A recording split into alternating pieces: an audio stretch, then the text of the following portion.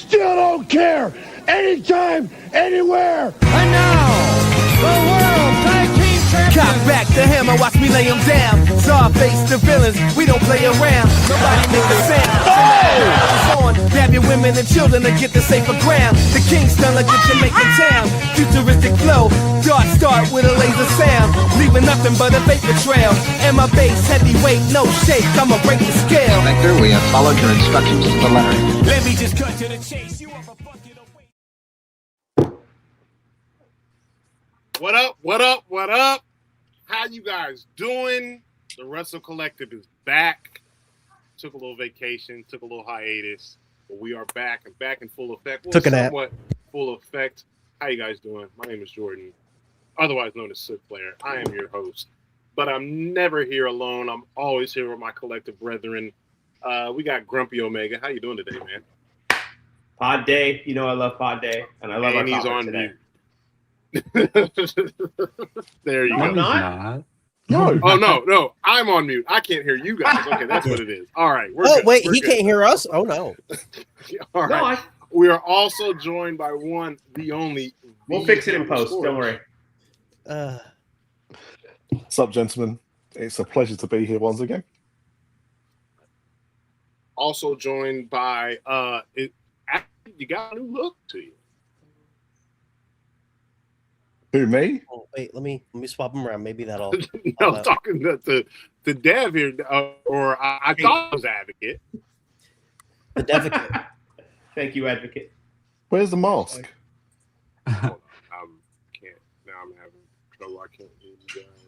Oh, no. Is he okay? He He's can't got that speak mute himself button here. on. I know you guys can't see it on the viewing end, but he's got that mute button on. Can you guys hear me? We can Yeah, hear we can you, hear you loud and clear, Advocate. Dave. How you doing today? Oh, Where's okay. your book? Where's your mask? I want to do my bit. Okay. Here's my book. Oh, hi. I didn't see Advocate there after I put his jabroni ass on the budget cut. So exciting. Always so exciting. Love podcast day. Jordan's gonna laugh at that when he watches the replay. What I love the most about Dev's bit there is, like, Advocate famously has a book. Dev was just like, here's a notebook. That's it. That's just as important. Bare minimum. Advocate and LeBron have in common. Whenever you see them holding a book, they're at age 1. I'm sorry. All right. Got my audio issues fixed. Sorry, I figured out what it was. You guys could hear me. I couldn't hear you. They were talking bad about you, Jordan.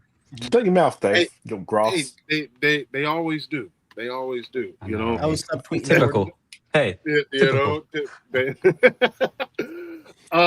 Lastly, I don't think I brought up the man who makes it all happen, Mr. Big Grabs. Ryan, how you doing, man? Doing good. I had to, had a little bit of technical issues in the lead up. I would like to, if we can, have a moment of silence for my old webcam.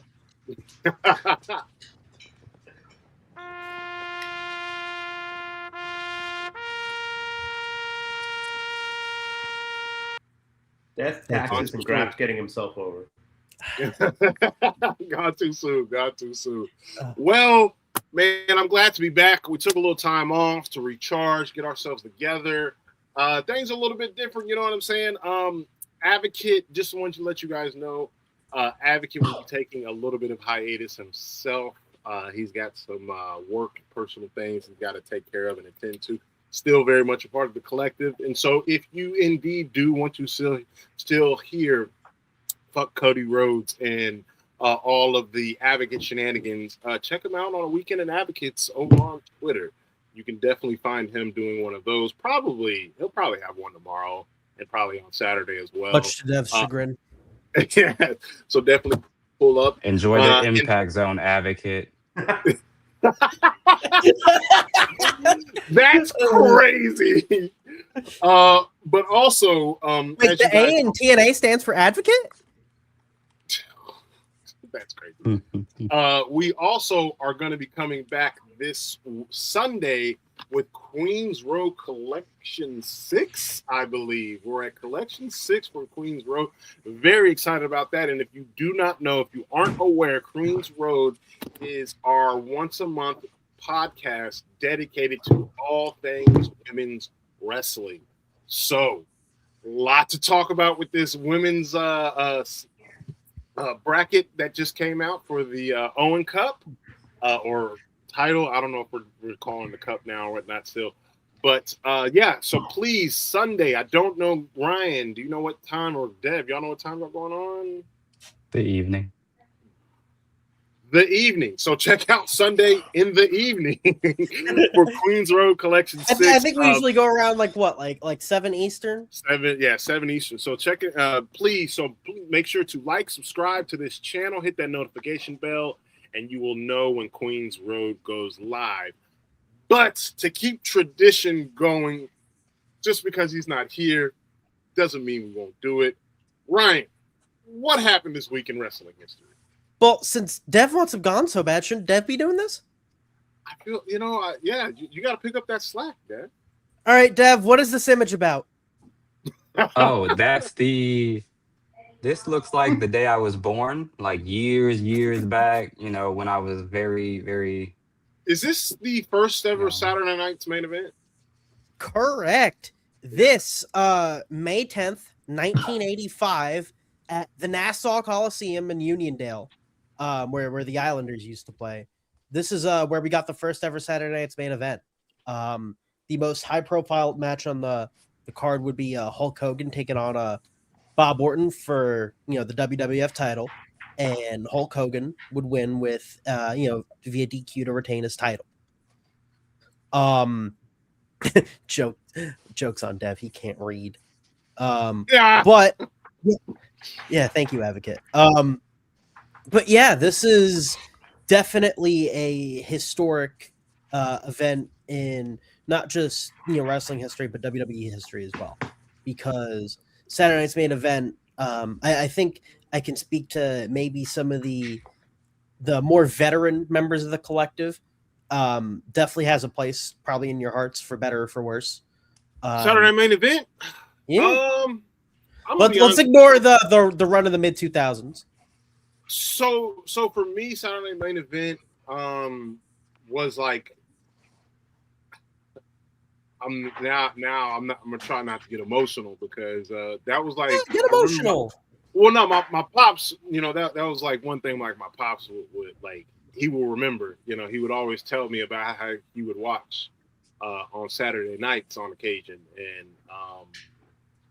man, I there's a certain vibe and feeling that like that show and brings, and I think that's why WWE likes to keep the retro feel of it. It's what you think of when you think of old school wrestling. Exactly. Right? Like when you think of 80s wrestling, the colors, the everything about it. It's the bow probably, tie, Howard Finkel, in the middle of the ring with it's probably a match from Saturday Night's main event. The match that you're thinking of, the wrestlers it's probably from, or even if it's not a match and it's a segment, probably if it's not WrestleMania, it's probably Saturday Night's main event. Probably Saturday Night's main event. So that's a very, very good pool. Very, very good pool. Those are fun. Does anyone have a particular favorite Saturday Night's main event theme tune? Because I'm pretty, for me, Obsession, the Animotion song, they kind of used a bit in the 80s. That's my favorite Saturday Night's main event. Yeah. I know which one you're talking about. Yeah. I know which one you're talking about. I don't know if I have a favorite moment, but it's kind of one of the more recent ones. Remember, it was like late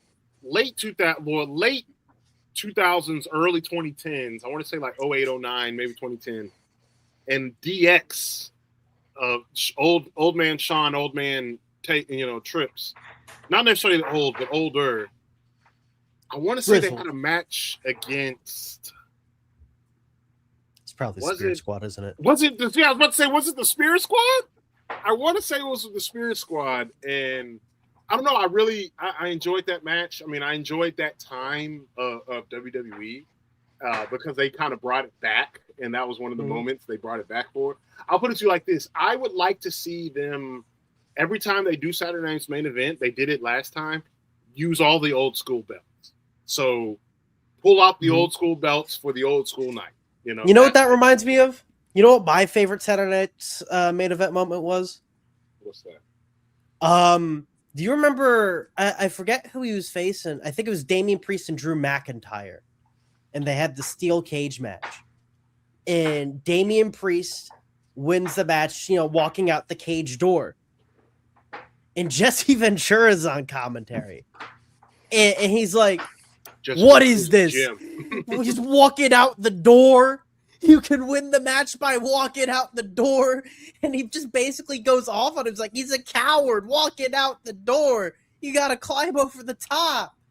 Oh, But Jesse did not read the script beforehand. Do you know what I mean?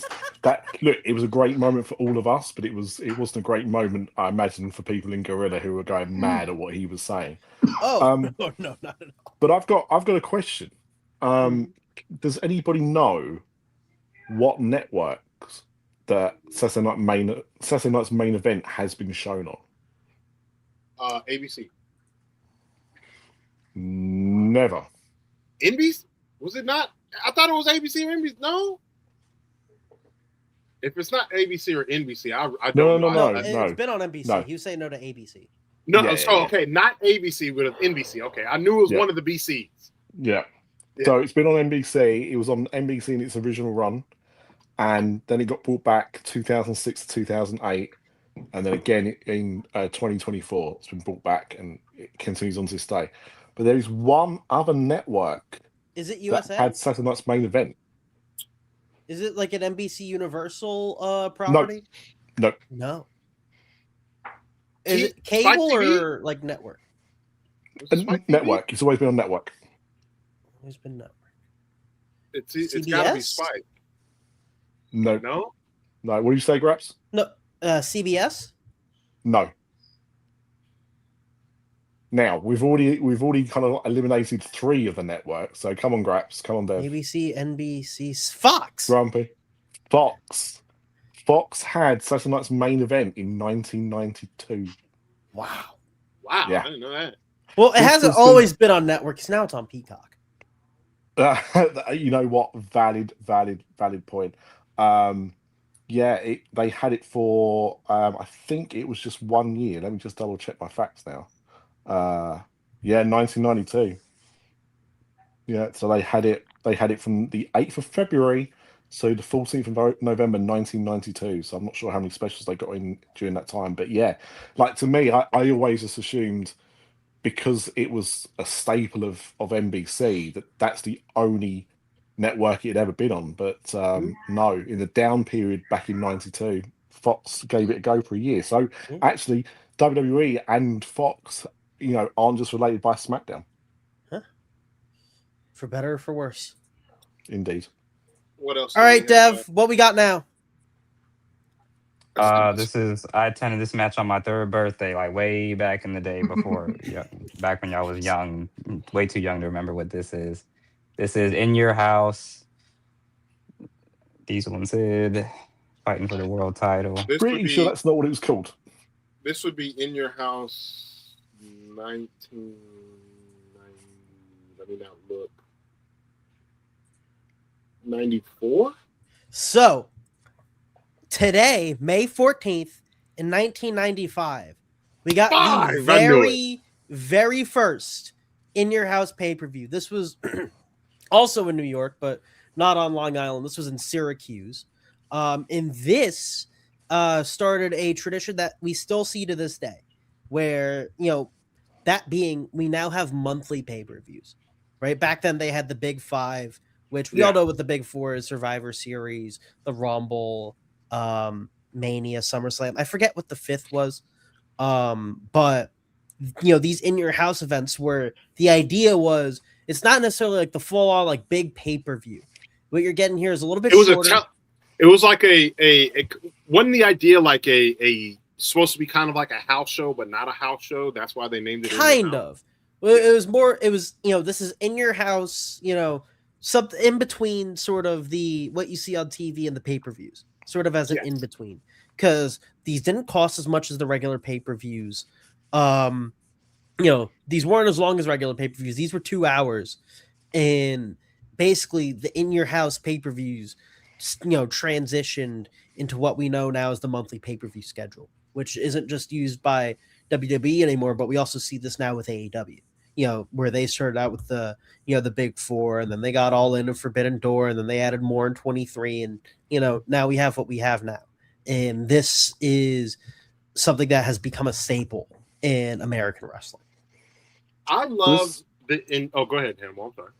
No, I was just going to quickly say, so there was 11 matches on this card.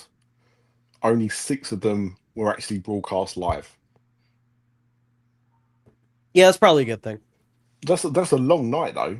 Although Yeah. I imagine a lot of those matches were probably squashed. What I really loved about Dark In matches, Your House is what they started doing after this was they were making personalized In Your Houses. Like the best In Your House is In Your House 97 DX. Because Shawn Michaels has, to this day, that is his best gear that he's ever worn.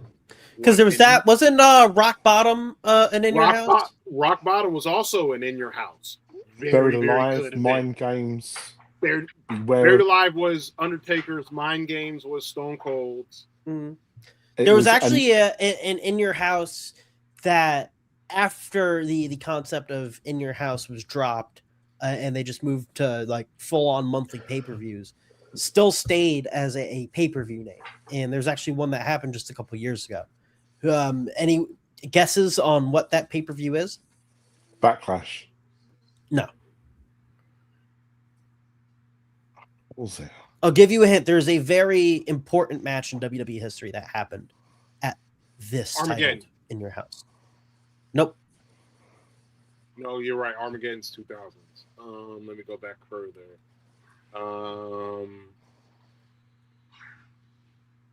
Was it Beware of Dog? Oh, Christ. Which I think everyone would admit is the absolute worst name. No, but you did get the first letter. You got the B. Terrible. You got the B. If it's not Backlash, then Got the B. All right, give it to me. Yeah. Bad Blood. Bad Blood. You're right. You're right. First Hell in a Cell. They had the I was Drew about to say Punk the very Hell in a first Cell a Hell in couple a years Cell. ago. Yup. Bad Blood very is first Hell in a a Cell. big history Matter of fact, of Hell in a Cell. And the debut of Kane. Yep. So the other I know thing, WrestleFish was supposed to be on this week, but he just smiled here and that. Yeah, I know. the other thing about this first event as well is that they gave away a house. Oh yeah, because weren't there like the lucky callers and stuff? It was like a lucky viewer would get. It was a sweepstake. The house was in Orlando, Florida, which is hilarious because if you think about it, they could have just given it to one of the wrestlers. It was won by an 11-year-old resident of Henderson, Nevada, and presented to his family during the May 22nd episode of Raw, which I guess would have been the next episode of Raw, right? It says, the footnote says, they sold the house for $175,000 6 months later. Hey man, well, listen. I'm assuming that, the reason for it being 6 months is that they must have had to have kept it for a certain period of time. Yeah. Well, also the process of, selling the house too, going through open houses, probably seeing if they wanted to live there. Oh, come on. You just put it on the market and say, this is the In Your House house. That's it. That's what you need to do. Yeah, but this was 95. WWE was in the shits. That is very true. I think I'm pretty sure around this time as well was when they did The Simpsons did a similar giveaway. They replicated The Simpsons house in Nevada somewhere, and it was they made it look as close to The Simpsons house as they could. That was quite bizarre. What a weird time. Yeah. But a giveaway on TV was an actual house. The 90s. Yeah, the 90s. All right, what else? All right, Dev, what do we got here? Oh, this is WrestleMania 17. No, and I also couldn't find a picture to accurately indicate, so I just searched up of Scott Hall during the time This period. is in the build to WrestleMania 17.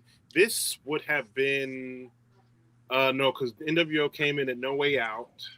Yeah, And you're also wrong. So for context on the image, this was taken when Scott Hall wrestled Austin at Mania 18, but that's not what the image is here to represent. I just needed an image of Scott Hall from 02 because, and I wish we were able to cover this last week. Last week in wrestling history was the plane ride from hell, and Whoa. on that. We're good on that. We're not covering that. We're good on that. And a couple days later, on May 7th in 2002, Scott Hall would be released from WWE, not just for the plane ride from hell, but also for, a pattern of unprofessional behavior. I'm gonna be honest with you. I remember this because it pretty much, unfortunately, killed the entire NWO story. They had to add in Big Show. They added in Shawn, which well, hold on. Shawn makes sense. Shawn 100% makes sense. His best friend is Kevin Nash. Yeah, why wouldn't I join up with you? But like Booker T. But it's the timing of it too, right? Because later in the year he'd come back as the born again baby face and do the program with Triple H. That I don't, that's character growth. I don't really mind on that. I'm talking about like just in kayfabe sense wise of Booker T. I've spent my entire WCW career fighting against the NWO to just then join them. Yeah, now Big Show, I can WCW. Put him in. I can understand why Big Show joined because hey, I used to be in the group. I got kicked out. Things have changed. Let me come back. Okay, cool. I can understand that, but like that just goes to show you that like man, how important the piece of Scott Hall in the NWO was because it stifled everything that they had planned. Because I don't know if you guys remember, but for months Vince was hyping up the NWO to come in.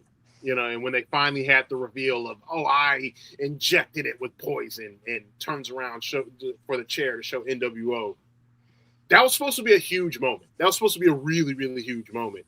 And it sucks that like his demons and his vices got to him around that time and completely killed that whole storyline. That's a blast from the past right there. You all remember anything else for the highlights from WWE NWO?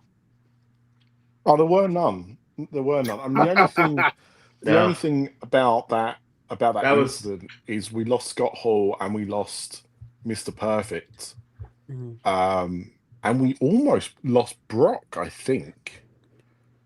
And no, I think it was Goldust. Yeah, but it wasn't Brock involved in I'm sure the Brock tussle with Kurt. Yeah, Kurt Angle. Yeah, and obviously Brock. Where they almost opened the plane door and killed everyone. Yeah, and Brock was the rookie, so he would have got fired had Vince not found it hilarious. And didn't X-Pac get a haircut? Or was that he gave Michael PSAs. He cut off the ponytail. Yeah, he cut off. I knew somebody's ponytail got cut off. Yeah, actually, fun fact. If you ever look at the Hasbro 1-2-3 Kid action figure, and I remember seeing this on the toy shelves when I was a kid-ish. I always thought the photo on the front of it, was a bit weird. Like the Hasbro used to have like a photo of the wrestler and then like the toy next to it, right? And I couldn't work out what was off about it until years later when I realized he had no eyebrows in the photo. And it was because one of the Clique, I'm not sure if they ever revealed who it was, but one of the Clique shaved his eyebrows the night before the photo shoot, knowing he was having a photo shoot for his action figure. It's hilarious. Those crazy guys. Those crazy guys. But as we move forward... Hold on. We have one honorable mention. I promised her I'd get this on for our collective Sister Tay. For $1. 1 year ago this week, Sky Blue came back from her ankle injury. Fun fact, I was at the collision where she broke her ankle. So I apologize if I put any bad juju on that, but it was good to get her back when we did. And there you go, Tay. So you were at the because I also remember. Yeah, let me. Broken fibula was the exact injury. So you were at the collision there, because she broke that when she was trying to catch Hikaru Shida, and then Yeah, that's when Tay. they had the barriers really close to the ring, and there was not a lot of room for them to maneuver. So Yeah, and then Tay. Taylor was at the Dynamite where she came back. Oh, okay. I didn't know that half of it. Yeah. Collective, so, we're everywhere. Shout out Sky Blue. As we move forward and move on, we just want to say, gross. 1, 2, 3, Oh kid. God! Ew, gross. What the fuck is that? Business in the front, Jesus even more Christ. business in the back. Get a Sharpie or do something. Come on. Honestly, man. Honestly. Business in the front, even more business in the back, but just longer. Yeah, business in the front, business in the back, and bullshit on the face. Good God. We want to thank all of you. I want to take this time out really quickly to thank all the supporters of the collective as we took a week off. We had people still showing up, still liking, still, we held a space. We had everybody show up to the space. We wanted to just say thank you, appreciate you guys for that one, as well as showing up for TISM. Everybody showed up for TISM that was on this past Monday. So definitely want to say thank you for shout out to pulling up to TISM. Thank you for watching and subscribing for TISM. Thank you for that. We're very, very happy, very, very appreciative. So again, if you're watching this video right now, please make sure to like, subscribe, hit that notification bell, and share this video. Let's get this out of here. Pretty simple week in wrestling thus far. I mean, we've got one show coming off of a pay-per-view, one promotion rather coming off of a pay-per-view, another promotion about to lean into one. So we didn't really get to talk about too much of Backlash. We were off. So quick thoughts. I thought Backlash was a weak show, guys. I didn't really think anything too much of it. When I say weak, I think performances wise. Like we didn't get, I'll just go on record and say, I think that was Seth Rollins' worst match he's ever had in his life. The chemistry wasn't there. Maybe one of his worst pay-per-view matches, but maybe pay-per-view matches. Yeah. It just wasn't. It wasn't good. I don't know if him and Braun just don't have chemistry or what. And again, I'm no wrestler. I don't take bumps, so who am I to say? But I wasn't really super into that as it kept going on. My interest in the match just kept kind of going down, and I don't know. Like I said, but that was one of the standouts for me about the show. But overall, I just thought that Backlash was kind of a weak show. Hannibal, what did you think? Yeah, I mean, I mentioned it somewhere, but after seeing Danhausen and his Minihausens, I was like, the next time somebody, and especially because it was the night after the funeral of the Gingerbread Man, rest in peace. I was like, the next time somebody turns around and says, "This is why I can't watch AEW because of the comedy spots," I was just shown a gif of Danhausen coming out with a load of mini clones of himself. Do you know what I mean? It was ludicrous. But the show itself, I thought was kind of average. It's weird. It was in some ways an improvement on Mania because it definitely felt tighter. You could see that the number of adverts were kind of lessened and everything like that. So it felt like a more kind of flowing show. But yeah, the women's match I thought was fun. Otherwise, it was pretty mid. Advocate, what did you think?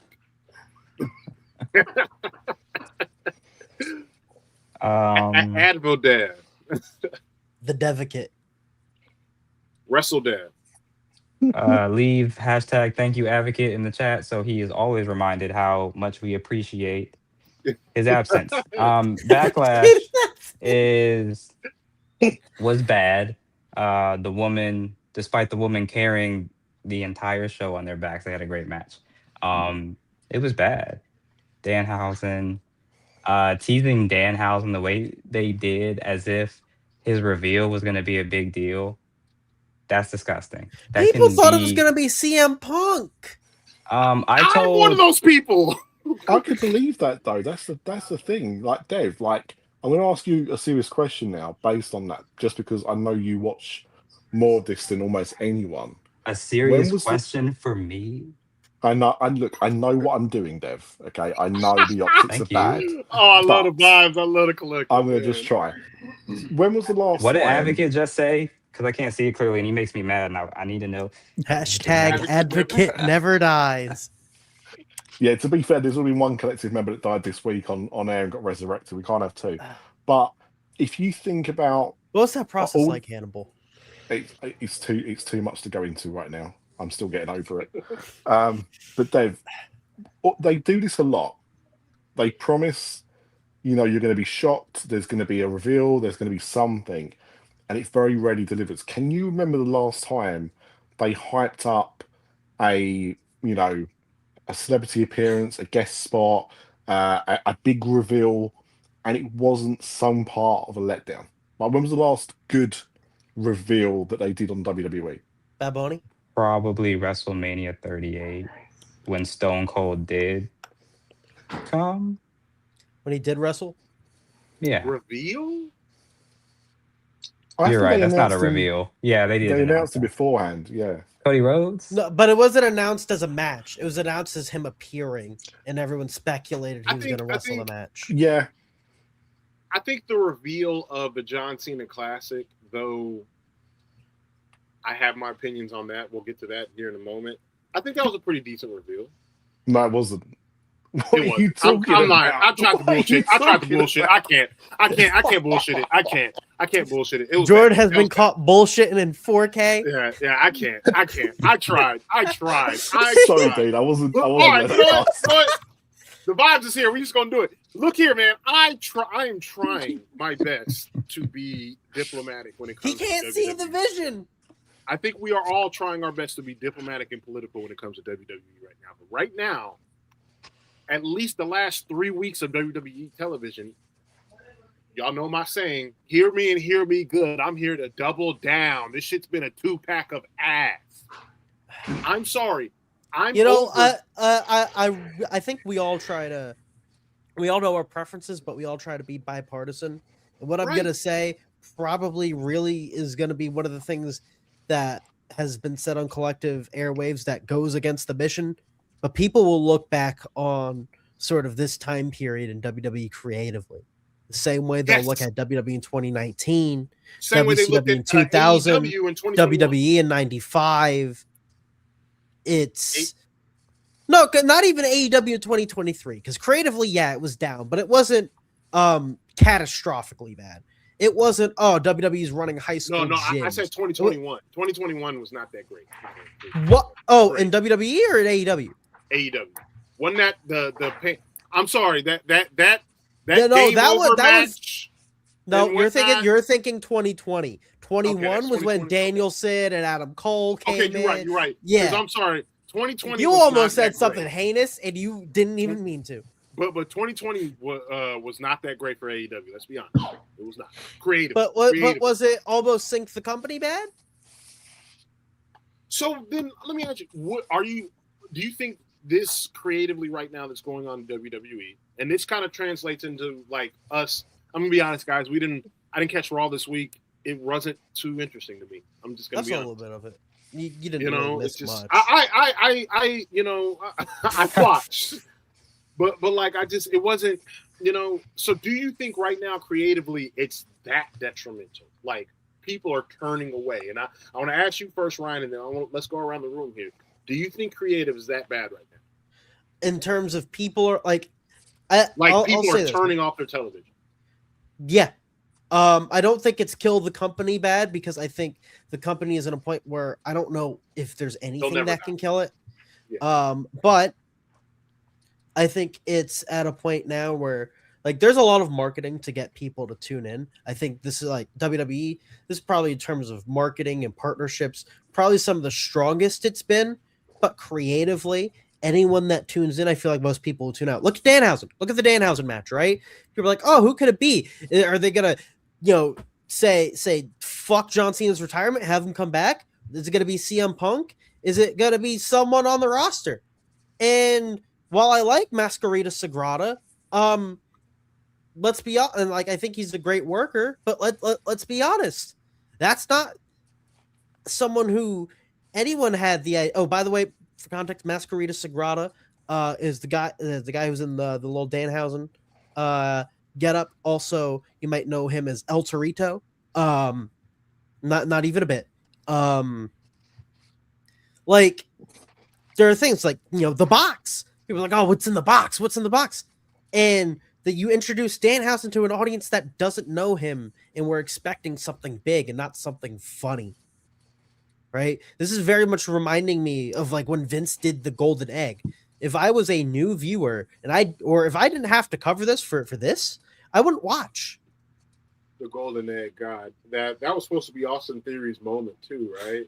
Like that was damn. Anyways, I want to go to you, Grumpy, because you are very much the anti WWE guy. Hold on, I want to be clear for the audience. It's not that he dislikes it. You've grown, like you literally. I want to say you're one of the people who legitimately outgrown it, right? You're a little bit older than me. I want to say you've outgrown that particular style. Where growing up, I may like Scream, but it's nothing compared to Hellraiser. I'm just saying. You know what I mean? So I outgrew Scream, and I got more into the more. So that's how I see you when it comes to WWE. Hearing all of this, seeing some of it because you're on Twitter, what do you think?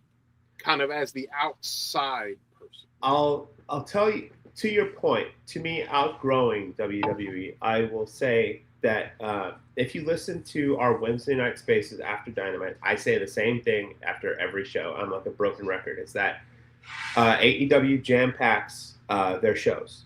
There's no wasted space. There's no dead air. There's nothing that drags too long. And if it does, it's very rare. And one thing leads to the next, and everything has a purpose most of the time.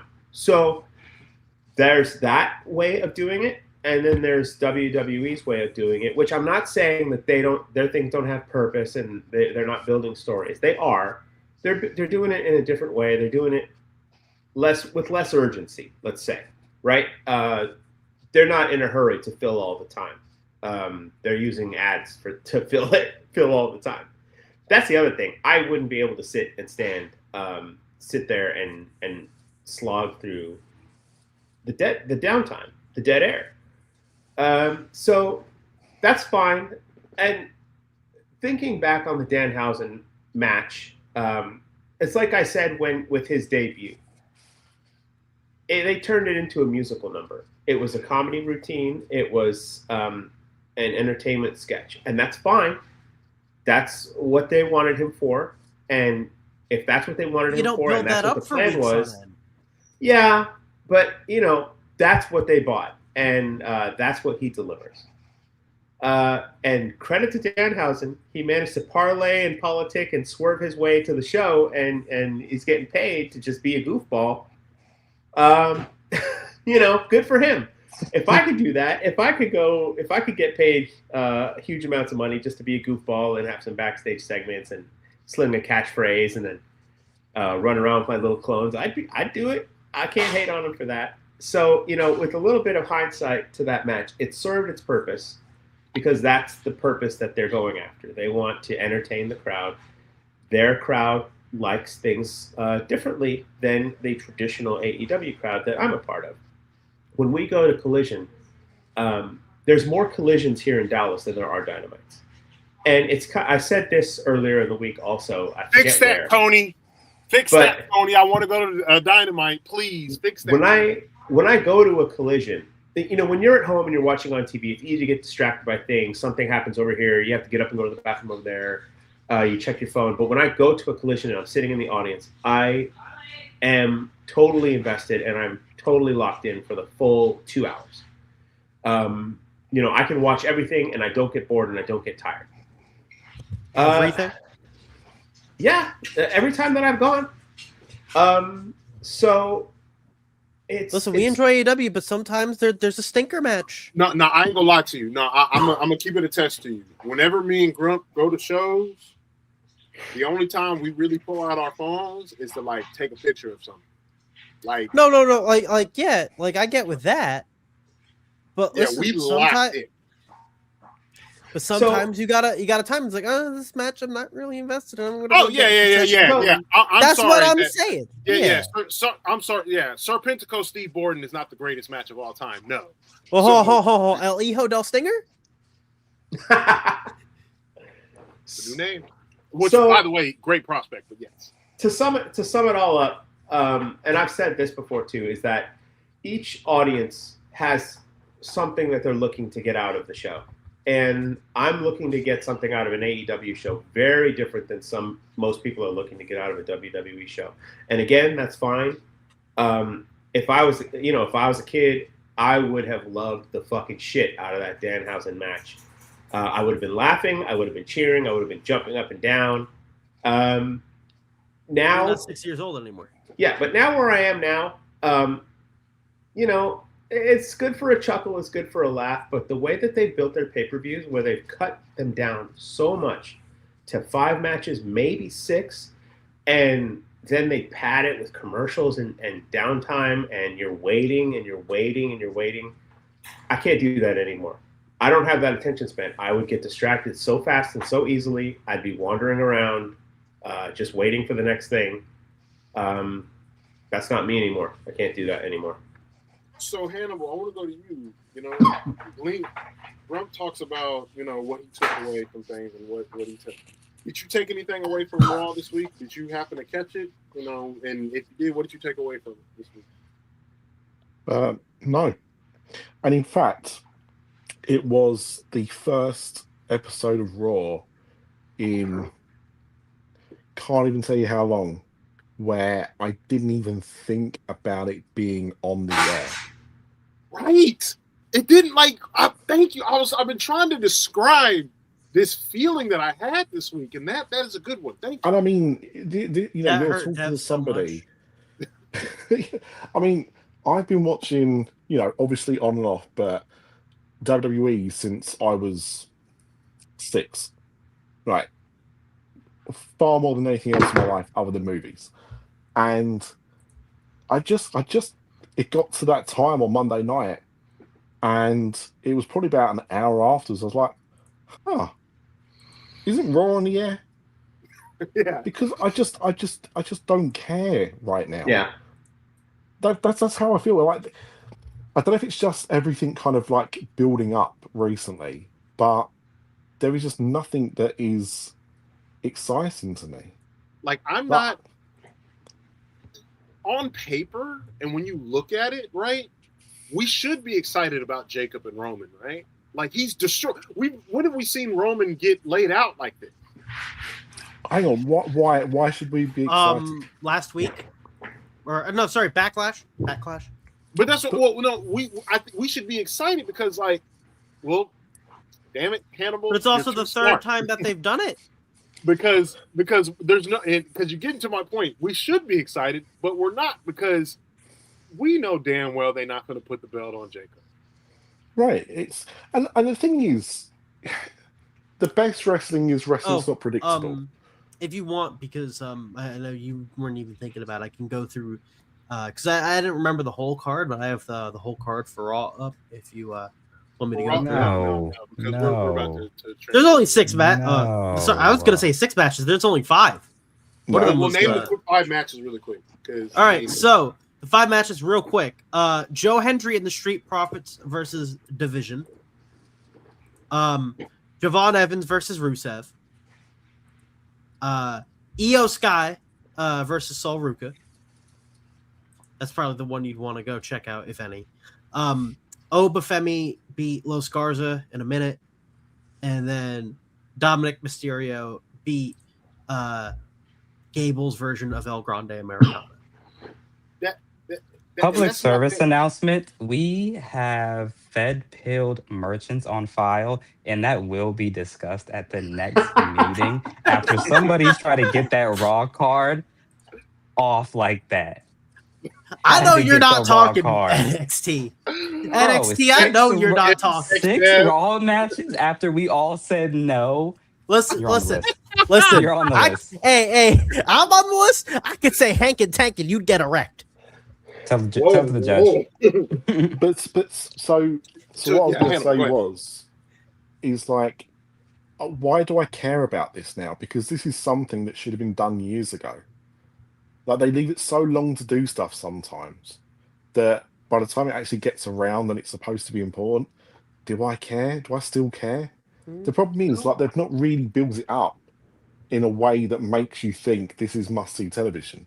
This should have happened already television, in my eyes. Like, that's the This biggest should problem. have But there was, happened already. I like the way you put that. but That's you know great. what? There is something that I didn't see the clip till the next day because again I didn't see the episode, right?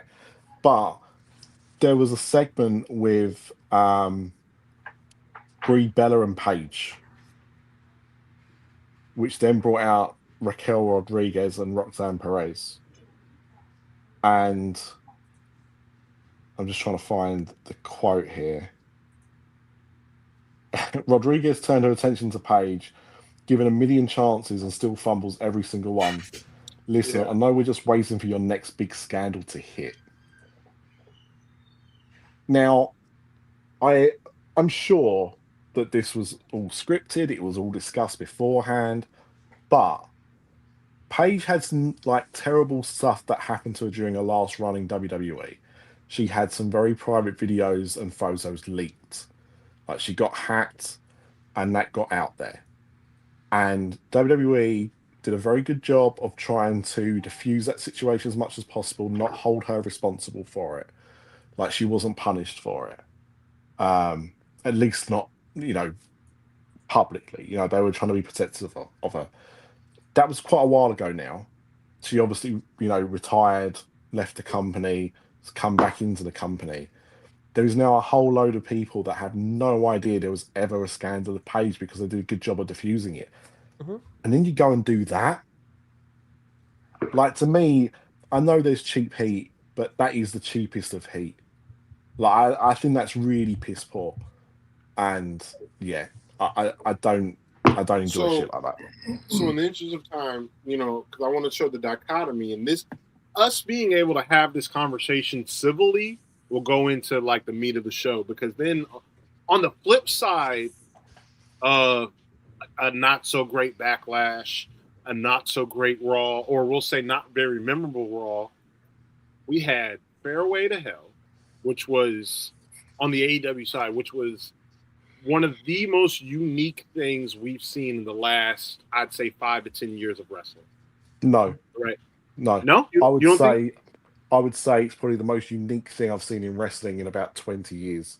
Even further? Okay. Because I was going to Yeah. say the Stadium Stampede concept. I like that. But It reminded then me again, of you Shot- can just say that.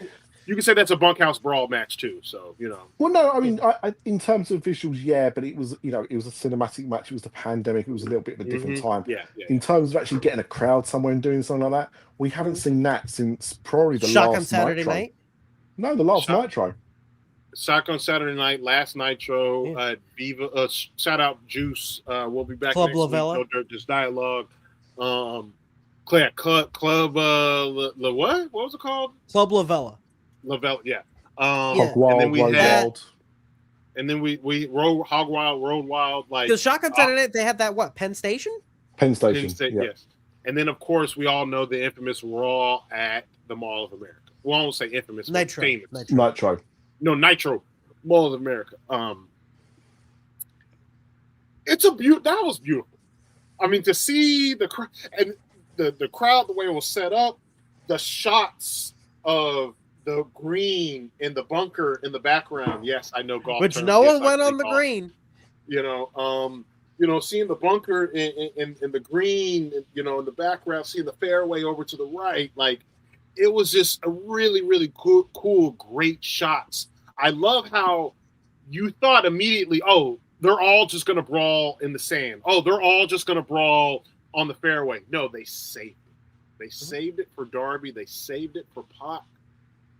Honestly, like I don't know, like it was great use of a venue, great use of your TV time, with the TV special, because I like it. I want some of that out of my wrestling. Give me something a little bit different. Give me something It new. was an hour long. Yeah. It flew by. They didn't mess about with it. But you know what? I must be the only moron on the planet that was watching that episode of Collision and thought, there's no way they're going to fight on the actual grass. There's no way they're going to fight in the bunkers, because in my mind, it's an actual. This wasn't a set. This was an actual golf course, right? Yes, it's Or, so the park. TGL is the new, which I love it, by the way. It's an indoor golf league. It's kind of ran by Tiger, and it gives you all the sensations, all the amenities of golfing outside, but inside. So if you're in the rough, you're in they've got a patch of grass that they bring in. They had everything but the water. Essentially. So it's a great venue. But the way I was thinking of it was, because it's going to be used whenever, I don't know when they play on it or whatever, but in my mind, you're not going to do anything to it because you don't want to damage the green. Well, and they're like, no, we're going to have a fight on the green. We're going straight to the bunker. Hannibal, guess what? Guess where you saw them brawling? They didn't step 1 foot on the green. No, yeah, they don't step. Okay. They were on the fairway and the bunker most of the time. Yeah, Well, really, okay. Yeah. they were fairway, bunker, and they spent a little bit of time in the rough. Didn't they? Yeah, I wanna go to you. And then they spent some time with the fans. I want to get Dev's shit in. Dev, what did you think of Fairway to Hell? And then I want to go to Grumpy. Well, I want to point out that if this were to happen across the pond, a lot of that fan base would be begging for that venue to be DLC. They would be so excited if that happened. They would want to transfer it somewhere, some way, because they'd be so excited to have their little avatars. I'm surprised the modders aren't on it right now. They are. And they would do that because it's cool. It's only uncool because it's not done where they would want to see it. So yeah, it was fresh. It was new. It kind of reminded me of one of WCW's Bash at the Beach that had Rey Mysterio Jr. and Jericho fighting in the sand, and they threw sand in each other's face. Like, I thought, even as a kid, I thought that was brutal. So for Darby and Pac, I was afraid they were going to get sand in the eye and stuff like that. Like, I was afraid because if you get sand in your eye and it scratches your eye, so for the love of the game, like, that's what makes it cool. Like, it was cool. It's great. Actually, Jordan, I realized you were right. It is the last, probably, like, I'd say 6, not 20, Jericho Cruise. Jericho Cruise is a pretty unique, because they had the Dynamite for that 1 year. Yeah, and then there's something about seeing the water in the background and the wind blowing and whatnot. I'll give you that one. That's a good one. That is a good one. Grumpy, tell me what you thought of Fairway to Hell. How'd you feel about it? Again, you're a big AEW guy. Tell me what you thought. Let's go to Ryan. For only being an hour, they jam-packed a lot into it. And it was all people that I love to see. Divine Dominion, oh my God, put them on my TV every week. They look so good. Mark Davis, I will say this as many times as people will let me say this. Mark Davis has made lemonade out of the lemons he's been dealt the last couple of years. He stuck in there. He, never stopped trying and never got down on himself. He's gotten in great shape. He got with the Don Callis family. He put in the work and, showed that he wants in. He's not there to just, fuck about. And he won that title, and it looks great on him. Mark Davis has singles gold in AEW. Good for him. Congratulations, Mark Davis. Man, and it was such a unique venue. It was a cool new look. They were able to do different things with the space, different camera shots that we haven't seen before, and just a lot of fun. It was a lot of fun without having to do super hokey stuff. Some of the you could say that Darby and Pac fighting in the sand may have been a little hokey, but it was also it used sparingly. Like they weren't like hitting each other over the head with styrofoam pylons and stuff like that. No, it's one of those things where everything had a purpose and everything nothing was really overdone or out of place. So, like I'll say it again, that's what I love about AEW is that nothing drags too much. So, for only being an hour, they jam-packed a lot into it. And like Hannibal said, it flew right by, and it was over before you knew it. And what can I say? I loved it. Yeah. But Grumpy, just to your point, like you said about about not overusing things and like backlash and stuff like that. But that's what I was talking about earlier, right? The people that will complain about them fighting on a golf course, them fighting in bunkers, and how hokey it looked, are the same people that were praising Danhausen reversing a curse with a mirror. Do you know what I mean? Like you can't. This is what I hate about that kind of the argument like that on the tribalistic side is that it's so blinded by loyalty that you can't, because the Danhausen match was like fine for a comedy match, right? But those people will complain of AEW doing a comedy match. Yeah, and that's why it's disingenuous. Like it drives me nuts. And Danhausen did hokey stuff when he was in AEW too. He did not have very many actual matches, so you knew what you were getting when Danhausen was going to be involved with things. So I'm not going to say that it's bad in one place when I was cool with it in another. Right. So, yeah. So, just like you said, I mean, you can have a preference for one over the other. Totally fine. I don't care. But don't attack one when the night before you were praising the other. I'm not going to say, I mean, I'm sure that the Gingerbread Man funeral did not have very many fans in either fan base. But more fans than you think, somehow. you can't pick and choose. You have to be fair across the board. Ryan, let's give me your quick thoughts on Fairway to Hell, and then we'll quickly go into Dynamite last night, and then we have a question to ask the audience. So, those in the collective know in the lead up to it, for a good old bit, I called this Saturday night golf page, and it delivered. Like what you remember, like some of those early episodes of Rampage where they would like put like some, a couple like a big decision here or there, and like that's what it felt like. Quick, fast paced, felt like it mattered, right?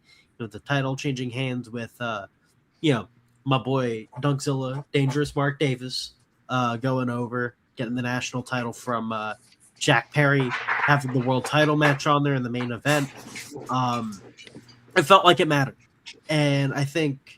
Everyone's talking about, the great venue, and it's a great venue, and they took advantage of it well, though I wish they did use golf clubs.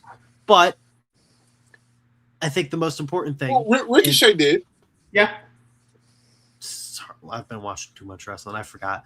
Yeah. But... What I would have wanted, and I'm sorry to stifle you here, was more on-theme attire. Like, Ricochet... and Renee were the only ones that kind of embraced the golf theme. I saw RJ in the promo. He had a. Did he? Okay, I missed that. I would have liked the camera people. The camera people did as well. Yes. They did. Okay.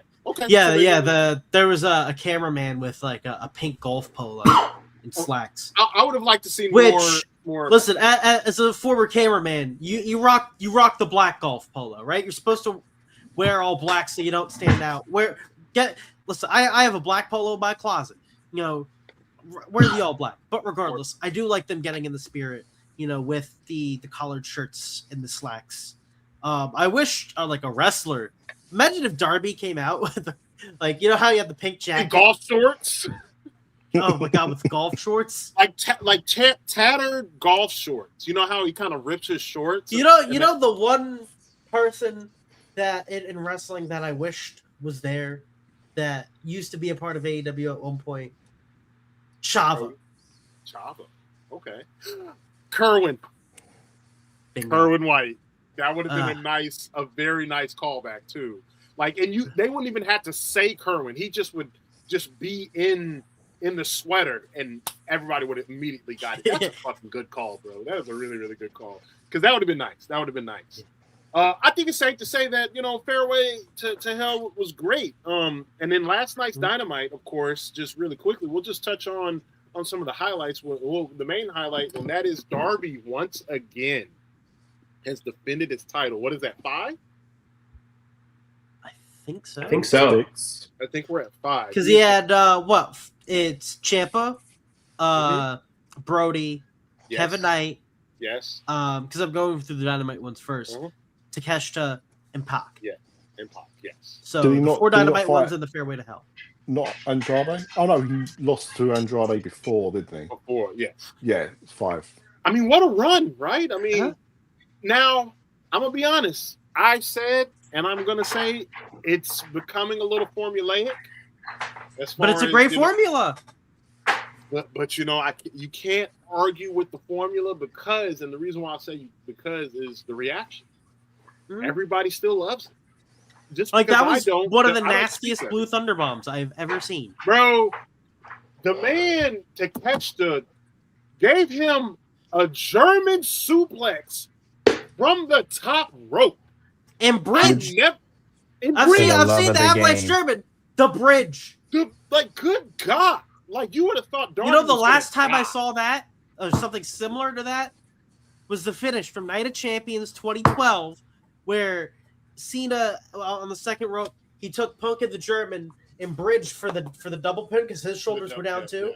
Yeah, That was the last time I saw something like that. that was, I mean, athleticism on Takeshita, and then just the wherewithal on Darby to be able to take that bump. And It's not such hurt a magical pairing. that you want to talk chemistry? Yeah. Give me a series of 7 between those two guys. Because I'll say for context, they're the last match they had on TV against each other, if I believe correctly, was the first Dynamite of 2024, and I got to see that live. And from the angle I had, seeing Takeshita do the rolling Germans, and then you see it's like that's a great idea. I still have more. yeah, I still got more. That match was crazy. Shit, we had Kevin Knight and Speedball. Are they? You guys think they're planting the seeds? They should. I feel like they're planting seeds, man. I feel Speedball like heel we're gonna turn? get- I think we may get a Kevin Knight heel turn. Nah, I think the money's in Speedball as a heel and Kevin Knight as a babyface. I think Kevin Knight's just too. Here's the thing: if you turn Kevin Knight, it's the Trick Williams problem. He's just too damn cool. You'll have to turn him right back. Good People point. are behind that man. What else? We had a The pretty Owens. great. Let's stop here really quickly, and then we'll move on. From our kind of review part. The brackets have been announced. Which one do you want me to pull up first, the men's or the women's? Let's pull up the men's really quickly because I mean there are 2 people who are drastically missing from both of these brackets, and let's just go straight in it and let's just talk about that. We don't have Kenny Omega. I feel like that is a miss. I think there's 2 misses in this bracket. What's the other? Andrade. I'll give you that too. How you know? How you know? How I know? How you know? I know. What's- Just say. I know. With that shirt, I think they are putting that They shirt have a out. shirt. Like, They have a shirt. yeah, They already great. showed it. Now don't get me wrong. Swerve Bandito, give me that. Claudio Brody King, give me that. No. Mark No. Davis, No. Jack Perry, it's a rematch. I'm okay with that. Samoa Joe, Will Ospreay. Claudio Brody's the also a belts. rematch. I hear you, Hannibal. You know what the issue is? It's an 8-man bracket. There it is. No. Hannibal, okay, yeah, go ahead. Do you Cook, know man. what you? Because look, Mr. Pro AEW here is about to ruin his reputation. Because when I saw this bracket, I was not impressed. I was not amused, as I think Queen Victoria said. So look, the matches are going to obviously be great, right? I'm not annoyed with the matches, but here's what I am annoyed about. Why is Swerve Strickland, and Bandido a match in the Owen Hart tournament. The return of Swerve, he's been gone from TV. He's been doing some vignettes, and his vignettes were, I'm after Bandido. Why is this in the Owen? Why is this not at Ring of Honor, Supercard of Honor? Why does it Why have is this to be not in on the Owen? Dynamite? Yeah. Why is it in the tournament? Separate. Yeah. Because bearing in mind, like, you know, we don't know the thought process, but the idea is that the Owen is a collection of, like, you know, these great wrestlers that all want to try and, you know, get this title shot opportunity. But you were doing a story before this was announced to just be part of this tournament. But it just makes no sense. Tournament. I think that having I don't think it should be done for every tournament, but having a story between two wrestlers, like, oh, what's the match going to be? Oh, it's going to be a part of the tournament, so it adds stakes to the program. But the first match hasn't happened. I'm going to say one thing here. Every time in AEW that I've thought something looks telegraphed, I've been wrong. So I'm looking at this. You could say the people that were put in this match to lose. But the other people, I don't know who has been put in this tournament to win. It could go a couple of ways. So I'm just going to say, every time that I have thought I knew what was going to happen, most of the time I've been wrong. Happily wrong. Surprisingly, happily to admit that I was wrong. So I love it.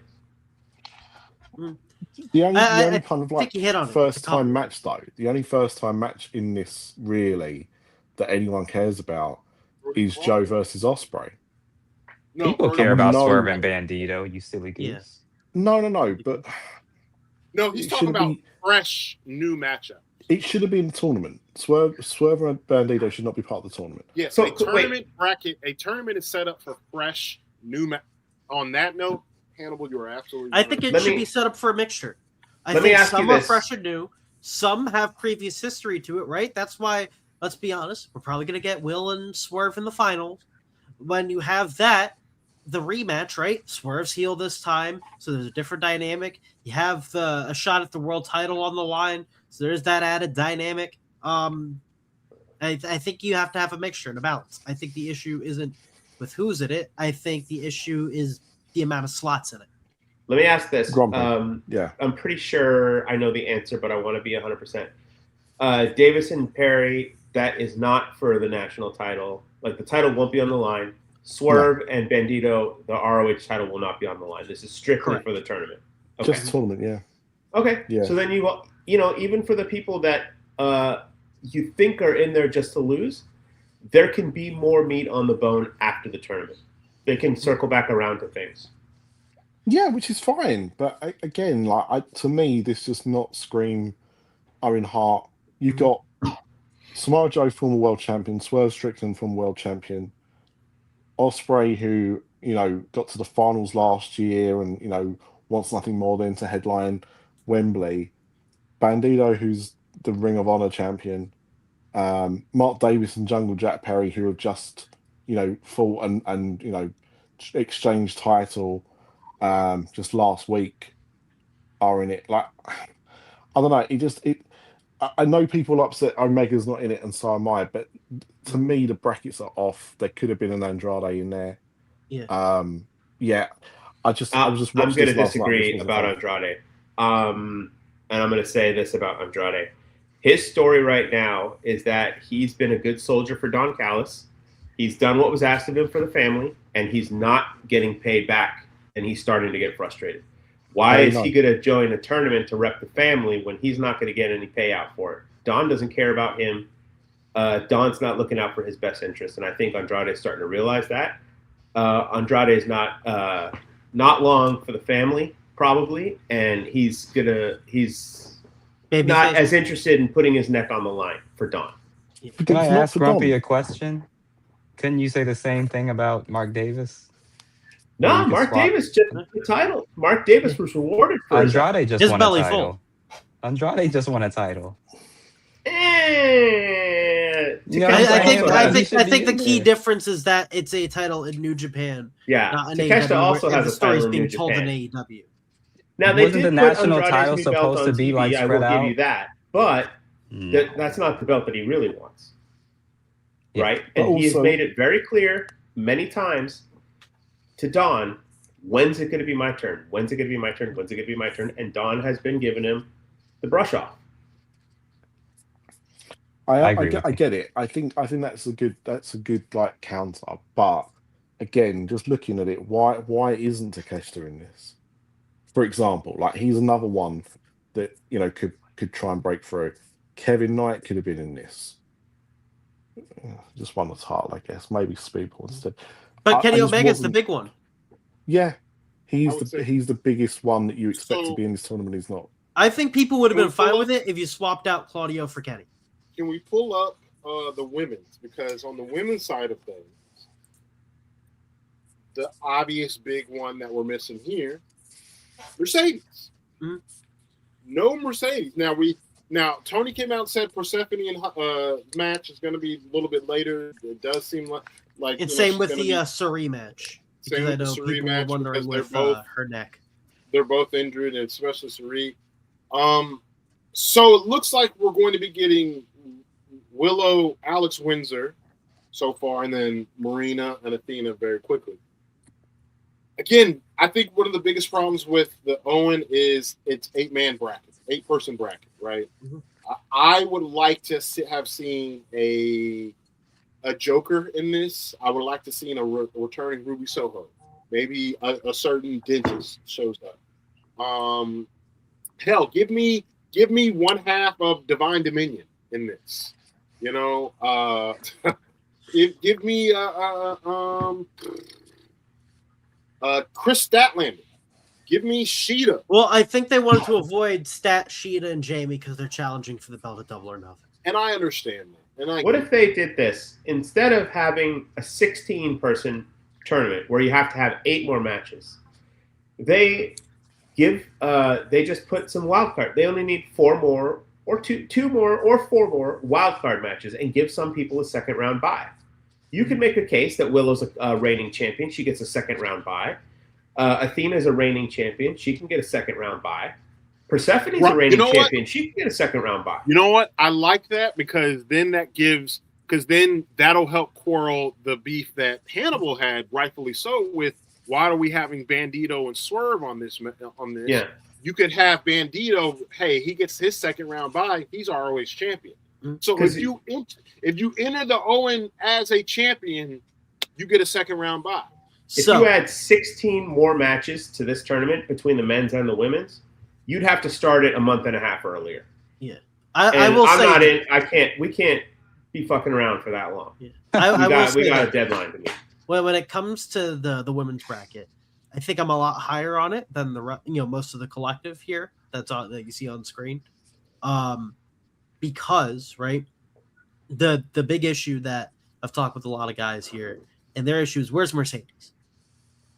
The women's own should have Mercedes, and I understand that. You've spoken to Simon. Okay. Hey, I said collective members. But I guess the reason that I'm not as that I'm a lot higher on this than the men's bracket is because of the fact that the women's title picture doesn't feel as set in stone as the men's does, right? Like where it's like, oh, why isn't Kenny in it, right? Like I'm more upset with that than Mercedes because I feel like Mercedes can win the title between now and All In, if that's the goal. She can win it at Forbidden Door or at the rumored July pay-per-view Redemption or whatever it's called, or on a Dynamite leading up to it. Whereas here, right, like look at who's in it, and I think one of the big things is the partnerships, right? Persephone, CMLL, Hazuki, Stardom, Athena from Ring of Honor, right? You have Sari, who's a freelancer. I think getting to see a variety of talent. This, I remember seeing people were trying to Tony booked this? Tony, Right. who might have 1 or 2 women's segments on a show? Book this? So, Graps, I think you're getting the Owen Hart Cup confused with the new C2, the Cena Classic. Because I'm not that's voting on a winner here. I no, The new but C2. but let's look at this, right, and some of the stuff you said, C3. right. So we've got Willow Nightingale, Alex Windsor, right? Mhm. Yeah, makes sense. I can see that logically. That all makes sense. Mina, Athena, again, I can understand that as well. Like Athena was in this tournament previously, Ring of Honor champion, all of that stuff. Mina makes sense as well. We've got Sari, as you said, like she's freelance, so fine. You got Persephone, who has got a dual contract, but has only really had one match since signing that contract, and Hazuki.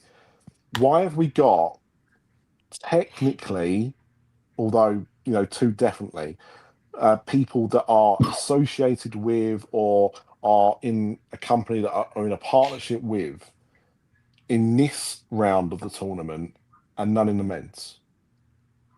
That None. tells me that you think you need to put women into this tournament to pad out, not what it should be doing, which is highlighting the talent that's already there. Like these Persephone Hazuki, that could be a match at Forbidden Door. Like literally a match that could be at Forbidden Door. Sorry, Athena, you could have put together as a match on Forbidden Door if you wanted to do that, because it's Ring of Honor and freelance. So the thing, the difference between this and the men's is that the men's is full of people that we are already familiar with that are completely AEW talent, Mhm. whilst in here we've got half and half almost. And why? What is this What? tournament supposed to be doing if not pushing your own talent? This, if I was looking at this and didn't know any better, I would say Tony Khan doesn't have faith in his women's division because of who's not on this card and who has been brought in to be put in this tournament. Like, I think this is really, really weird. And it's not that I don't think these women are talented at all. I think all of the, well, I'm not too familiar with Hazuki. I have seen some Sari. And I But think Abel why? in the comments, and I'm gonna pose this question. You just brought up a great point. If it weren't for those two, who would you put in the tournament with the current roster? That Mercedes. and Britt Baker, remember Mercedes, obviously. Britt Baker. No, but Megan Bain would be a good shout. Obviously, Jamie Hayter could go into this tournament. Sheeta. Jamie's challenger for the belt at Double or Sheeta, Nothing. Okay, so okay. Rio. Riho, Nyla Rose would have been cool to, hey, she's been on ice forever. You have this. You got this. I don't know if they're saving it for Forbidden Door, but you got Olympia in CMLL. I think Olympia would have been, but then again, right? You say Olympia, she's not under dual contract. She'd be like Hazuki and Sari. Doesn't solve the problem. That animal's yeah. So it's right. I think one of the quickest compromise Tony Khan could make that would fulfill a lot of avenues, just adjust the brackets. Similar, you guys seen the Money in the Bank qualifiers where they were 3-ways, and you could include a wider set of talents. Never change, Dev. Just a slight adjustment to what's happening to this card. Thunder Rosa, Thunder Rosa would have been great. Ruby, Ty Mello, Marina What's Shafir. going on with is Thunder Rosa? Hannah J. Like clear? Oh no, Thunder Rosa. She's wrestling in CMLL. Yeah, she was actually on duel. she was there last night as well. Yeah, she came out for the save. Can we put Advocate's comment back up for a second? This one. Just to okay. You're overthinking a tournament. It's just to get us to all in. It's never elevated anyone who didn't win it. I disagree with him. It makes me mad. Like, he just really makes me mad. You know what I mean? Who's it elevated, Dev? Tony Who's Storm it didn't elevated? win it her first time through. No, she didn't. So I mean, look, I think it's clear and obvious that we've had a couple of misses in this tournament, but we here at the Collective, we're probably gonna run a little bit long. Sorry, Hannibal. Because we've been having some pretty good discussions with this. And so we want to, at the Collective, as you guys notice how we've had these discussions, we've disagreed We've agreed. We've been able to civilly talk about both products.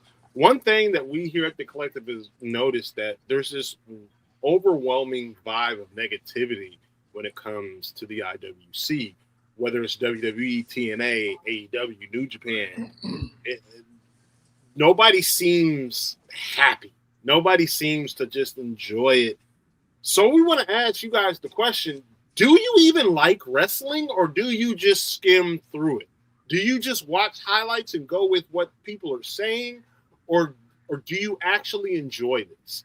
Are you the type of person that can't enjoy it unless, you know, the Nielsen ratings tell you to do so? You know, that's what seriously, we would love to know.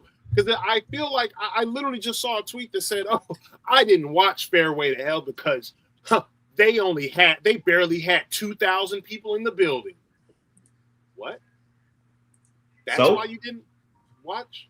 So were you like so? Like, it's just this weird thing where I don't think people even really like wrestling anymore. I'm gonna be honest with you. I think Grumpy just likes wrestling so much he almost fell asleep. I think people. I saw his eyes. I think people like to talk about how much they dislike wrestling. I think people like the community that wrestling can provide. I don't think people actually like. I don't think people really like wrestling anymore. Or some people. I think some people are clearly in it for the grift. I think some people are in it for the endorphin kick that people agreeing with them or people disagreeing with them. I don't know. Like, do you even like wrestling? A couple episodes back, we asked the question, is wrestling even good? You know, results may vary. Now we ask you, do you even like wrestling? Do you even like, or are you just trying to? Do we want to go by the panel? Let's ask her. Yeah, go Dev. Yeah, yes. Dev, do you like wrestling? Do you even like this? Yeah, I like it so much because I get to talk about it with everybody except I get to bury advocate whenever I feel like it. Like, this is some of the coolest things I get to do as a wrestling fan. And he said he gets to bury advocate. That's not wrestling. But this is what wrestling has gotten us to do.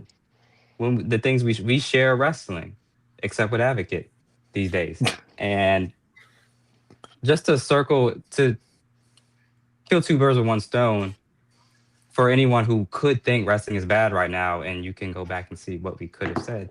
I don't think it's bad, but I do think people choose to go out of their way to dislike it. And that's why it can be bad for them. And they give other people bad experiences with some pretty bad takes and really empty criticisms I see all the time. I see people ruin it. I don't think it's bad, and I do think people dislike it. I don't think some of you watching, like it because you go out of your way to ruin things and dislike it. You're gross. You have a bad attitude. Hey. That's when my light switch here. Sorry. So I think you made a good point. I think it's the going out of your way that trips me out. Is how people will they will go out and seek and find. You know, WrestleFish, who was supposed to be on this week, he had a great point. You know, do you guys like Nickelback? Are you guys big Nickelback fans, or you know? I like one song. But you're not going to go to a I Love Nickelback Reddit forum to go and talk about how much you dislike them. For whatever reason. No, I'm going to report that Reddit thread. For whatever reason in wrestling, people will do that. You can be, hey, I loved it. Man, I loved AEW tonight. It was a great show. Man, I loved Raw. It was a great show. Oh, you fat tard. Oh, you sicko. What? Like, people, do you really even like wrestling? Grumpy, tell me what you think. Do you like wrestling, Grumpy? I am obviously, I'm a huge AEW homer. You can call me a tribalist if you like. I think I'm kind of tailor-made for this topic because I don't watch WWE. And it's not because I hate WWE.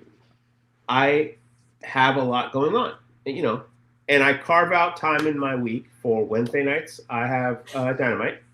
Thursday nights we have the podcast. Saturday nights is Collision. I can only carve out so much of my week. And it's not that I hate WWE. I just am not interested. I don't have. There's not enough there for me to make to compel me to watch. On the flip, by the same token, there's a lot of other wrestling out there that I want to be interested in. I want to get into CMLL. I want to get into New Japan. I don't have the time. I'm really sorry. I have to just get things tangentially from Twitter or other sources. I don't. I just don't have the time. I wish I did, but I don't. That's life. I don't That's spend. life. I don't spend my off time going after. I will preface this. I don't spend my off time going after people who are just being innocent, casual, or just being innocent fans. They are enjoying something on Twitter. They can enjoy whatever they like. I think this topic goes one level deeper. There are people in this community that don't care about the wrestling. They've joined the community to be a troll, and they've just attached themselves to one side so that they can be a troll to the other side. They don't give two fucks about wrestling, and they don't care about the three letters, the three brand letters.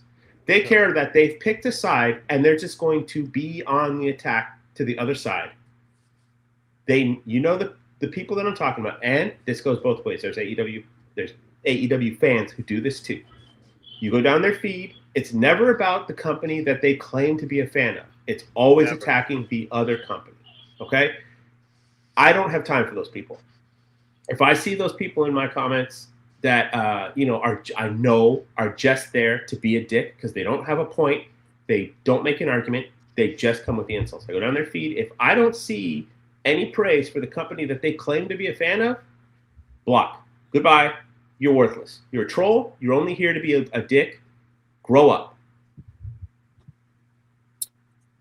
I love the way you said that because double E.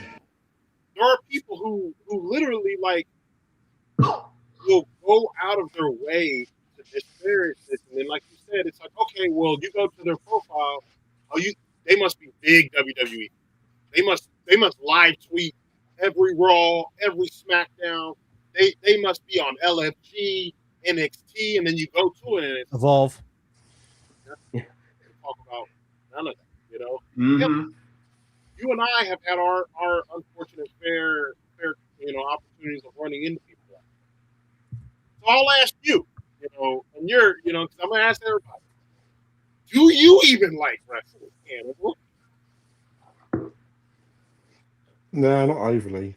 I'm more interested in the pyro and being able to yeet.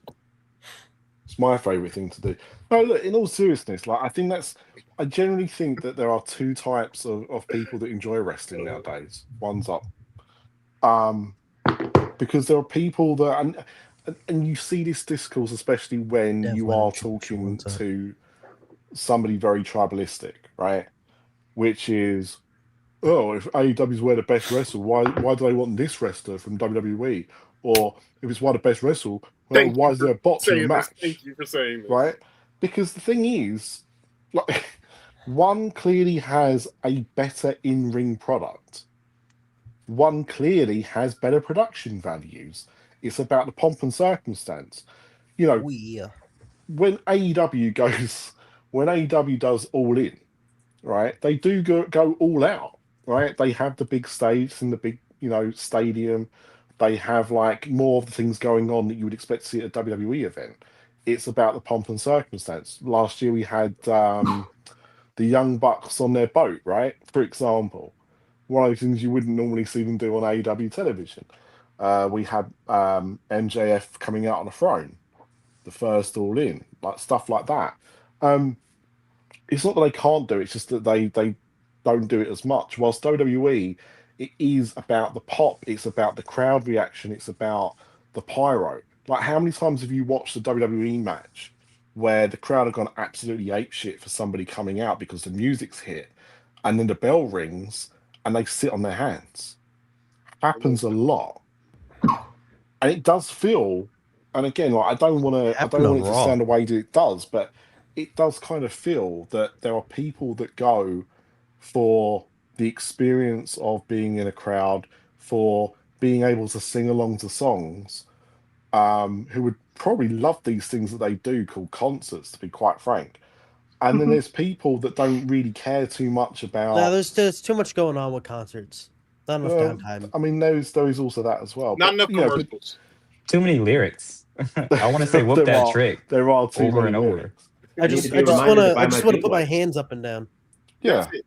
But you do have people that go and want to see people like Brian Danielson do his thing, or will want to sit for an Iron Man match. Oh, also, other concerts people- don't have catchphrases. Apparently so. But yeah, so that's how I see it. I do really think that there are a group of people that don't actually like wrestling. They like the idea of what wrestling presents, but they're not actually engaged or that interested once the bell rings. It's all the stuff that they do before. I remember back in the Attitude Era, people turning around because people used to refer to wrestling as being like a soap opera for men, which I think is fair. I can see that comparison, but they are people that were more interested in the promos, the backstage segments, the pre-tapes than they were the actual matches. They were more invested in the storylines going in than what happened once the bell rang. And I think that is a big difference between your typical WWE fan and then your typical wrestling fan. And I say that specifically because it's not just an AEW thing, but those fans will be watching a CMLL, they'll be watching a New Japan, they'll be watching a TNA, especially back in the day. They'll be going to their local independents. Do you know what I mean? Because why would I go to a local independent if I didn't like wrestling? You go to an independent, most shows can't even afford some miserable. indoor sparklers, let alone fireworks. Do you know what I mean? Right. You're going there because you want to see some actual, physicality. And I think that's the difference. I think there's definitely a certain subsection of wrestling fans who couldn't give a toss once the bell rings. So, because that's like in Graps, I'm gonna throw to you with this one. It's kind of like I said it, and I brought the Jay-Z line. Do you listen to music, or do you listen to the music, or do you just skim through it? Do you really watch wrestling? Do you really like wrestling, or do you just skim through it? And Hannibal, you made a great point on. There's a divide. There are people who just skim through it, and then there are people who will go to the indie shows. And for the people that just skim through it, I just wonder, like, why? What's I don't understand the point of just I don't understand the point of pocket watching. Shout out to Soto for this one, right? I don't understand the point of pocket watching a company. Shout out to Swatch. Fuck them. They pissed me off. I thought I was going to get an AP. No, it's just weird because, like, why would you watch only if there's a certain amount of fans watching? Why would you watch if there are a certain amount of seats and tickets sold? Ryan, do you even like wrestling? No, I think the shit sucks. Honestly, I don't know why I'm here. I think it's just I don't know why you're laughing. I'm being honest here. I'm having a heart to heart. I'm just here to be performative. I just go out on takes. Anytime someone posts wrestling on the timeline, I report it because why the fuck are you watching? These guys in these little tighties, oiled up, like that shit's gay. What are we doing here? Like. What Wrestling is gay. Extremely. Yeah. Okay. And yeah, like no, I don't like wrestling. I don't know why I'm here. I think I'm here for you guys, honestly, for because it makes you guys happy. Yeah, so the second the collective dies is the second I stop watching wrestling. I don't even know why I started watching in the first place. Yeah. No, I do not like wrestling. I never have and I never will. It's just been a psyop I've been doing this whole time. It's a front persona. So no, I don't like wrestling. Jokes aside, I don't like wrestling. No. But you're talking jokes. I get it. I'm the bit guy. I'm not doing a bit here. I don't like wrestling. Oh my god! No, I get no. I think you're speaking for those people though, and I love the way you did it. No, because it is. I think some of it is performance. I think they just do it for No, again the and endorphin. you know what I'm here for? I'm here for the connect. I'm here just to meet people. That's what I'm here for. I'm a cloud chaser. That's Yo, sorry, like hate to break it to y'all. I'm just being real. You're not the real heroes. I am. you're joking, but like you're.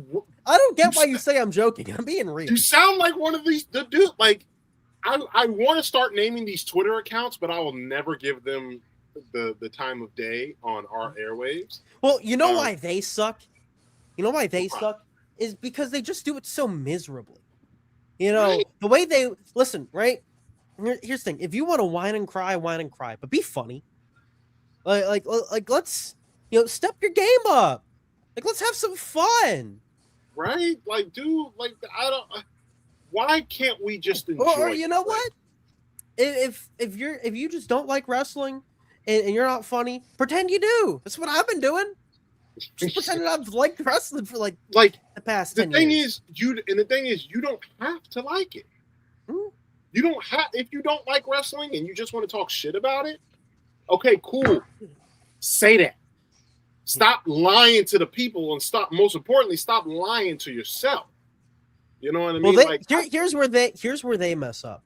They do it to one company or the other, and they think that's because let's be honest, they're clout chasing, they're trying to get somewhere, right? I'm one of those guys, right? So I don't get why you're laughing. I'm being real. Unreal. And what they do is because they got to let out some of that negativity. Is that they'll put it on one company and not both, right? That's what they'll do. They don't know how to play the game, right? If you're really trying to get somewhere and you don't like wrestling, pretend you like wrestling. That's what I've been doing. So pretend you like wrestling. And then once you get the equity among your socials and you have the connections you want, then you can go mask off, right? So I honestly, the only reason I'm going mask off here is because I think I just don't care anymore. I'm not playing the game right at this point, but whatever. So no, I don't get why you're laughing. I'm being I've never seen. Do you think I'm just being Jordan? Do you think I'm just being trendy? His love of the game just died with Masawa, sadly. I think a lot. It's funny you say something that I say a lot of the time. I think a lot of these people who are in it for the clout and whatnot are just being trendy because. Thank you, Dev. I gotta say, like, would people feel this way if it were TNA? Would we be asking this question if it were just TNA and WWE, or is it something specific about the alternative? Because TNA has always wanted to be WWE like. Let's just be honest. It's always wanted to be. They've always strived for that. They used to be the alternative. When Vince Russo was there, Vince Russo wanted it to be. But there were other people the moment that creative. The moment they got rid of the 6-sided ring is the moment they stopped. Well, when Hogan and Bischoff, took control and they had all to say, yeah. But that you also have to remember that's later into their history, right? I get that because once again, I'm not counting the whole Destination America, Pop TV, Pursuit Channel bullshit.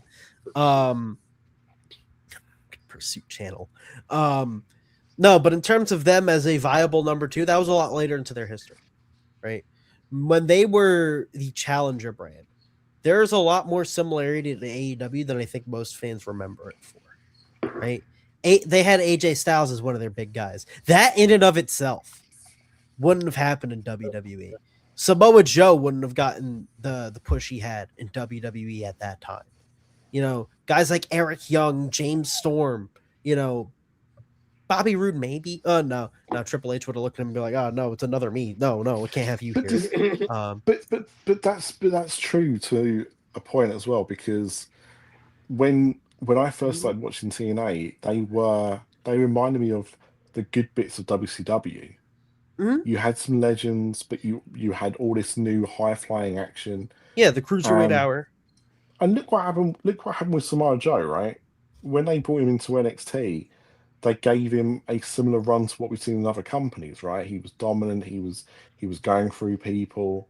When he got onto the main roster, What is the thing you remember most about Samoa Joe on the WWE main roster? There's two. Probably when he challenged Brock for the world title and the program. Windy. Exactly. Which also was a world title program. Yes. Yeah. Windy So- What was the was second one? Oh, I know what you're going for here. I can't listen. We can't do it because we can't be the AEW collective. But I know what you're going for here, and I know the moment you're talking about. The Poncho. Yeah, Poncho. Yeah. Yeah. When he wore the Oh poncho. my God! I forgot about the rain poncho. Oh But look, God. I mean, the thing is, I'm not saying it like.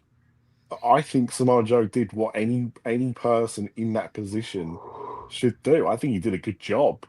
I'm not knocking the man for doing it, but my But for point wearing the is poncho? that when I think about Samoa Joe and what he did once he'd graduated from NXT, and knowing what we'd seen him do in Ring of Honor, knowing what we'd seen him do in TNA, and he goes to the main roster, the thing that you kind of remember the most about him is he wore a poncho during a literally washed out But I WrestleMania. disagree with that. Right? Like Jordan said, I forgot that happened. Yeah. Right? You know, oh Wendy, the Lesnar program. Honestly, right? When it comes to the NXT call up, Samoa Joe was towards the top of how he was treated. Now, if you're talking about Eric Young, I'll agree with you there because they didn't do shit with him. Eric Young was in WWE. Yeah. For hot, Remember No, Sanity? no. I was about My to say point for the is, it was hottest cup of coffee. he was no. And then when Kevin. they brought him back and he never even made it to TV that second run. That's right. Yeah. You know, it's again. This is just we. I think we've done our due diligence as fans because again, the WrestleCollective is for the fans by the fans. Of dispelling this, or not even saying. I think dispelling is the wrong word. I think of exposing those who look. Y'all don't really like wrestling. Y'all don't. There's about Join my 6 side. Join me. There's a bunch of different troll accounts. Y'all don't really like wrestling.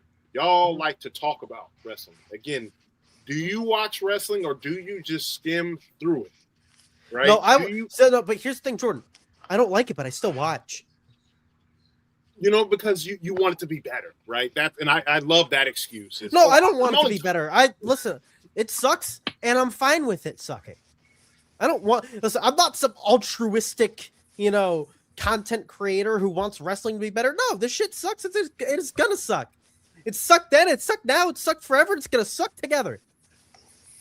All right. I guess you're sticking with the bit. So it's not a bit. I don't know what the fuck you're talking about. So you have fun. So if that's the case, everybody say their condolences. This will be Graps' very last episode. Because you're not gonna, why would you be here if you don't like wrestling? Because he likes the camaraderie. He said that. You know what it is? Well, it's for the numbers. Hey, I never said it was the. Hey! You think I'm that good-hearted? It's not camaraderie. It's for the numbers. It's for the numbers. But if this is my last one, it's been great, guys. I know a couple of spaces and podcasts that would love to have you on.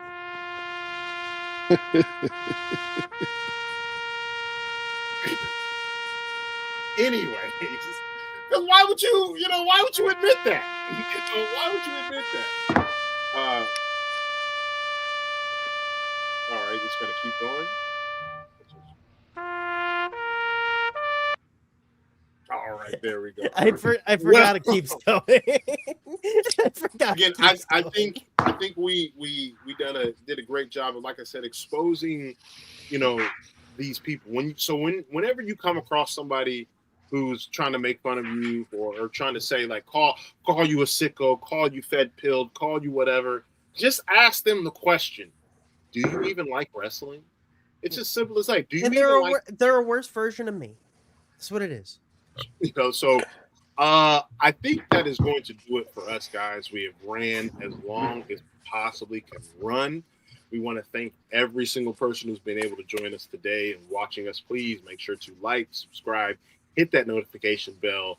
I want to thank Dev. Dev had to leave. He had a little family thing, so I want to just thank him for stepping in for the great advocate as he normally does.